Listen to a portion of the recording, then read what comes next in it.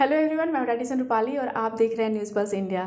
आज एक बहुत इम्पॉर्टेंट डे है, वर्ल्ड किडनी डे।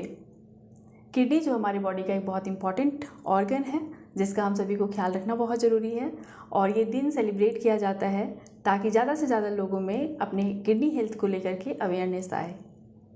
इसके लिए आज हमारे साथ डॉक्टर विजय शंकर सर हैं। नमस्ते सर। और सर एनएमसीएच में नेफ्रोलॉजी डिपार्टमेंट में एचओडी हैं, असिस्टेंट प्रोफेसर हैं। इनका clinic wellness clinic boring road में है। और सर बहुत सारे हॉस्पिटल्स जैसे जगदीश मेमोरियल, रूबन हॉस्पिटल्स में विजिटिंग कंसल्टेंट हैं। तो आइए जानते हैं किडनी से रिलेटेड बहुत बेसिक चीज़ें जो हम सभी को जानना चाहिए और जो हमारे दिमाग में अक्सर आता रहता है। इस साल का जो वर्ल्ड किडनी डे का थीम है वो है preparing for the unexpected and supporting the vulnerables. इसका मतलब ये है कि किसी भी आपदा के लिए किडनी रोग के मरीजों को हमेशा तैयार रहना चाहिए, चाहे वो मरीज, चाहे वो डॉक्टर हो, चाहे हॉस्पिटल्स हो, चाहे गवर्नमेंट ऑर्गेनाइजेशन हो। इन सभी को जिस तरह से कोविड ने हमें इतना परेशान किया तो ऐसा दोबारा ना हो, क्योंकि कोविड के समय में हम जानते हैं कि डायलिसिस कराने में बहुत ही दिक्कत होती थी, मरीजों को आने जाने की परेशानियां होती थी। तो ये सब से बचने के लिए इस थीम को इस बार लाया गया है ताकि इन मरीजों को हम आगे किसी भी आपदा के समय में किसी भी तरह की परेशानी ना हो, इससे हम अवेयर रहें। Thank you sir. कुछ सवाल हैं जो लोग जानना चाहते हैं। अक्सर कोई भी बीमारी जब होती है तो अक्सर सिम्टम्स आते हैं, है ना, जल्दी पता चल जाता है। बट किडनी एक ऐसी समस्या है जब थर्ड या फोर्थ स्टेज में पता चलता है। तो क्या क्या रिस्क, सबसे इम्पोर्टेंट है रिस्क हम जान सके कि क्या क्या रिस्क हैं जिससे हमें हैंडल करने की ज़रूरत थी पहले से ही। किडनी की बीमारियां बहुत चीज़ों से होती हैं। बहुत सारी बीमारियां जो है जो पता नहीं चलती है, इसलिए 30 साल के बाद हर एक जो भी नॉर्मल इंडिविजुअल हैं उनको किडनी की जांच करानी चाहिए। पूरी बॉडी की जांच करानी चाहिए, स्पेशली किडनी का, क्योंकि ये पता नहीं चल पाता है। दूसरी चीज़ें, जो मरीज़ डायबिटिक से पीड़ित हैं, जो हाइपरटेंशन से पीड़ित हैं, या किसी भी तरह से उनके घर में कोई भी किडनी की बीमारी से पीड़ित है पहले से, उनको हमेशा हर साल में एक बार किडनी की जांच करानी चाहिए। चाहे वो पेशाब में प्रोटीन की जांच हो या क्रिएटिनिन यूरिया की जांच हो, ये ज़रूर कराना चाहिए ताकि पता चल सके। अगर अर्ली स्टेज में पता चलता है तो इनका समाधान बहुत आसान है, लेट स्टेज में पता चलने से बहुत सारी दिक्कतें आती हैं। तो क्या क्या रीजंस हो सकते हैं किडनी के, क्योंकि प्रीवेलेंस अगर देखा जाए तो काफ़ी बढ़ गया है। प्रीवेलेंस काफ़ी बढ़ गया है और एक स्टडी हुई थी जिसमें एटलीस्ट 7 to 8% लोगों को किडनी की बीमारी है। 16% मिला था, लेकिन उसमें स्टेज 1 और 2 बहुत ज़्यादा थे। जो स्टेज 3 से अगर काउंट करें तो 6 to 7% था।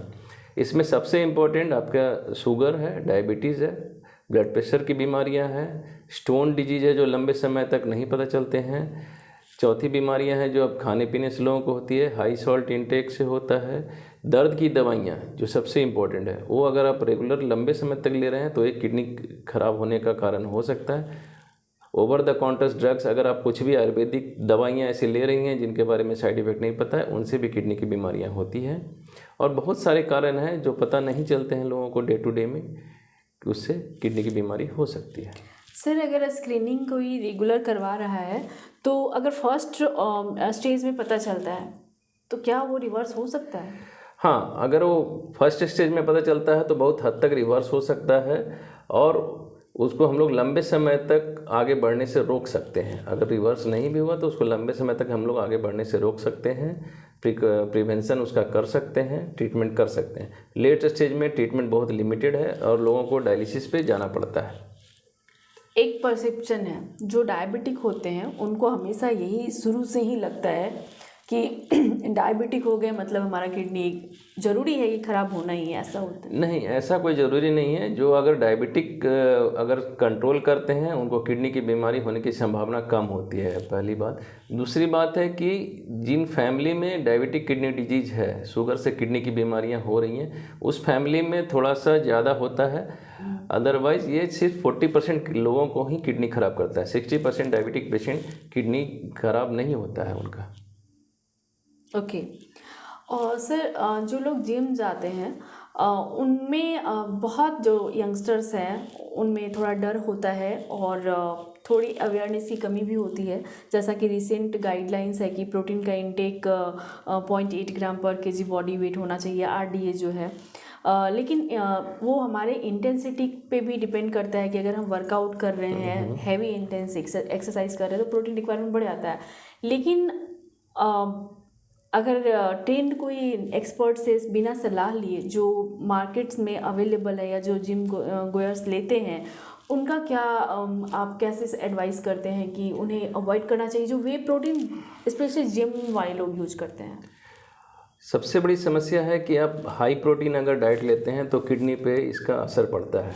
अगर हाई प्रोटीन डाइट लेते हैं तो किडनी को ज़्यादा वर्क करना पड़ता है, और स्पेशली जिनका मसल मास ज़्यादा है उसमें क्रिएटिनिन बढ़ने की संभावना ज़्यादा होती है।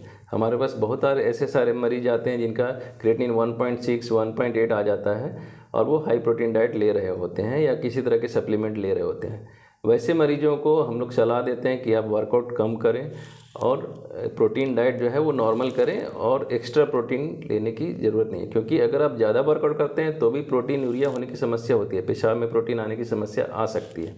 तो वैसे मरीजों को जिनको कि प्रोटीन आने लगता है उसको प्रोटीन कम खाना चाहिए, उसको ज़्यादा प्रोटीन नहीं खाना चाहिए। तो ये बहुत ही इंपॉर्टेंट चीज़ है कि आप अपना रेगुलर चेकअप कराते रहें अगर आप जिम वर्कआउट कर रहे हैं, और बिना डॉक्टर या डाइटिशियन के सलाह के आप हाई प्रोटीन डाइट ना लें। और वाटर इनटेक, जैसे अभी क्या है कि लोगों का मैं देखती हूँ एडवाइस लोग करते हैं कि खूब पानी पियो, खूब पानी पियो, जबकि पानी का रिक्वायरमेंट सभी का अलग अलग होता है, बहुत सारे फैक्टर्स पे डिपेंड करता है। तो वो क्या ऐसा होता है कि बहुत ज़्यादा पानी पीना भी किडनी को नुकसानदेह है, किडनी को नुकसान देता है? बहुत ज़्यादा पानी पीना किडनी को नुकसान नहीं देगा, लेकिन जो पेशेंट है वो परेशान हो जाएंगे क्योंकि उनकी यूरिन बार बार होता है, तो उनको लगता है कि मुझे किडनी की बीमारी हो गई है। तो क्योंकि किडनी, आप जितना पानी पियोगे किडनी उतना ही पेशाब बनाएगी और कंसंट्रेशन एबिलिटी उसकी कम हो जाती है।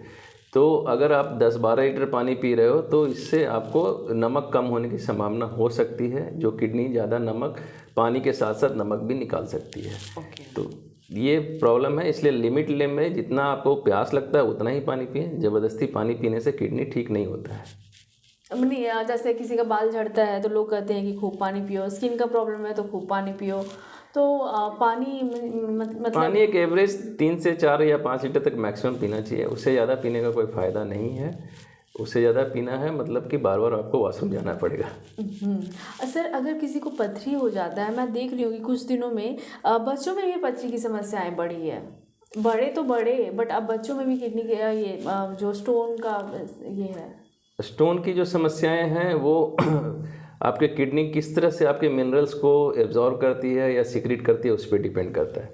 बहुत सारे किडनी ऐसे होते हैं जो कि कैल्शियम को एब्जॉर्ब करते हैं बट कैल्शियम को सिक्रीट नहीं कर पाते हैं, और किडनी के अंदर में ही कैल्शियम जमा होने लगता है या फास्फोरस जमा होने लगता है, यूरिक एसिड का स्टोन में यूरिक एसिड जमा होने लगती है।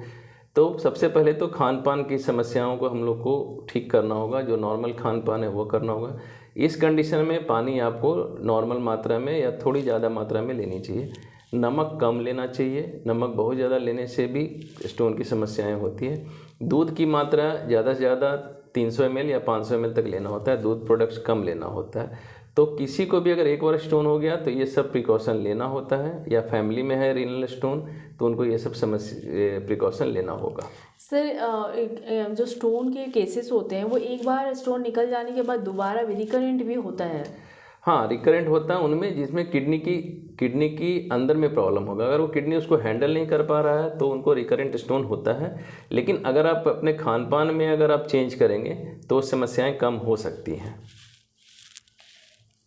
सर, क्या आपकी तरफ से क्या ऐसा मतलब लोगों को ऐसा क्या मैसेज है जिससे कि कुछ टिप्स मिला ये कंक्लूड करके कि आप ये करें ताकि ज़्यादा से ज़्यादा समय तक आप अपनी किडनी को प्रोटेक्ट कर सकते हैं, खराब होने से रोक सकते हैं? एज ए डॉक्टर सबसे पहले तो मैं बोलूँगा कि डायबिटिक बहुत ही कॉमन है। तो वैसे मरीज जो डायबिटिक शुरुआती दौर में पता चलता है वो हमेशा अपनी किडनी की जाँच कराएँ, डायबिटीज़ को कंट्रोल करें।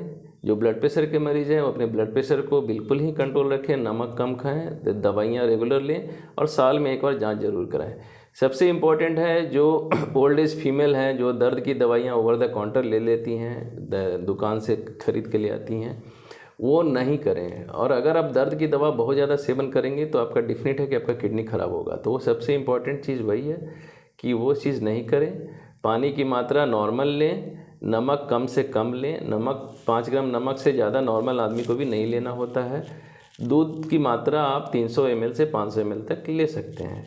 तो ये सारी चीज़ें हैं जिससे आप बच सकते हैं।